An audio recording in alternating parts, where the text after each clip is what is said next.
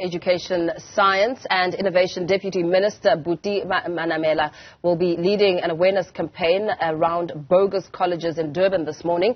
The campaign will include the dissemination of information as well as some site visits to some of the private colleges in the Durban CBD. Newzroom Afrika's Nobuhle Modise joins us live from the Durban CBD. Nobuhle, very good morning to you. We understand that this is a very significant visit, as this is the time that a lot of young and eager graduates or pupils are now looking to register and enroll into schools. Sometimes they enroll into bogus schools. What's the plan for today?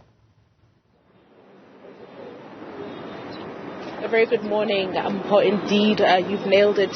You'd know that this time of the year, a lot of these bogus colleges mushroom because of those students who are desperate to further their education, and that's when you'd find that once they complete their training with these bogus colleges, when they try and find employment, they then find out that their qualifications are null and void when they check with the South African Qualifications Authority. But I want to bring in Dr. Shahida Isak, who is from the Department of Higher Education and Training, and she's responsible for private institutions, and she'll take us through what to expect today. Thank you very much, Dr. Isak. Speak to us about what's going to take place here today.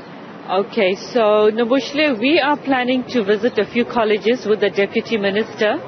There are a few things I want to say. We've been running this public awareness campaign on bogus colleges for many years now, so there's like a history. There's been like a process of working with bogus colleges or those who are partially compliant.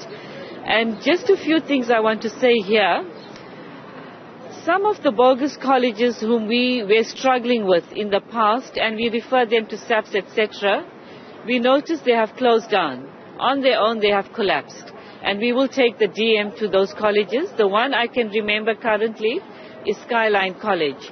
But unfortunately, historically, there are students who completed teaching qualifications at that college and they can't get employment. So that's the sad part. And then there's a college in Chatsworth. It is called the Cornerstone School of the Spirit College that offers degrees and diplomas. The college is at 41 New Market Street in Chatsworth. So we want to warn students, be careful, beware. We will engage SAPs in the next few months. And then, Dr. Isak, you spoke of working with some of these bogus colleges. How does that work? How do you then work with them? Do you assist them in ensuring that their qualifications are then recognized by the South African Qualifications Authority? Okay, so, you know, it's not as simple and straightforward as one may think it is, because when we make the allegation that these qualifications you offer are not registered with the department, the counter-argument is, but by law we can offer it. So they come up with all kinds of counter-legal arguments. And so that is what we mean, that we have to then work with them. So from our side, we refer it to SAPs because we are clear on the legislation. And then the legal process takes its course. And then, having done all of that, we encourage them to register with the department. And then, Dr. Isak, what happens to those students who've already gone through these types of colleges and now they can't find employment, their qualifications aren't recognized? Is there a program to assist them, or do they have to start studying from scratch? Okay, so it's very unfortunate. With these students, they have lost out on their money and they have lost out on their time. They can take the legal route. They do have the option of going to an attorney, engaging the attorney and trying to recoup their money and charge the college with fraud. And many students have done that. But it's not the best and the right option.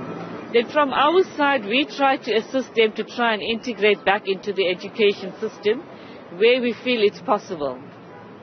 All right, thank you very much. That is Dr. Shahida Isak, who is from the Department of Education and Higher Training, just speaking to us about what to expect here today. We are expecting the Deputy Minister to arrive any moment now, and that blitz will then commence. We do also know that later on this morning, they will be also going to a center where they assist students apply to different colleges in and around Durban.